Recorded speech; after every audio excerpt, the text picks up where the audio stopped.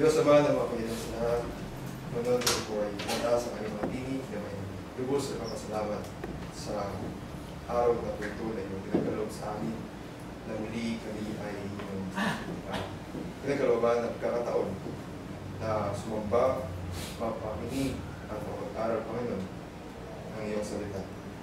At gayon din, nagpapasalamat po kami sa lahat ng biyaya at kapala. Sa maliit man at malaking bagay, Panginoon, ay aming pong pinapasalamatan higit sa lahat sa mga buhay at kalakasan na tinatagay po namin sa mga oras na ito. Dalangin namin, Panginoon, ang mga salita namin narinig, mga aral, nawa ito ay tumingo sa aming mga isip at puso.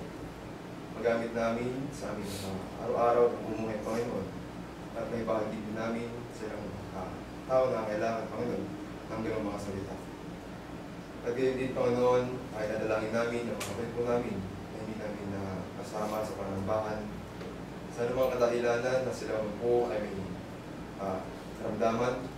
Dalangin namin, Panginoon, na proceed po sila na magpalan pong kamay upang walang balik ang lakas at makasama po namin sila sa mga sunod na linggo. At kung sila po ay mayroong nagdaraanan ng mga problema o mga challenges, Panginoon, ay dalangin namin na pagkaroon po sa nila mga solusyon at mas patibayin ang nilang pananampalataya sa iyo. Panginoon, dalangin namin na humingi po kami ng kapatawaran sa lahat po ng pagkakasala na ginagawa.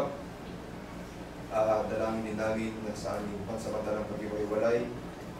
Nawa ay ingatan niyo po kami at gabayan na makarating po kami sa aming mga paroonan ng iligtas at itigwas sa Panginoon.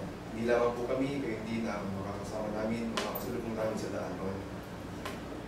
Ito po ang aming samod dalangin sa ngalan po ng anak na si Kristo Jesus, ang tagapagligtas ngayon at kailanman. Amen.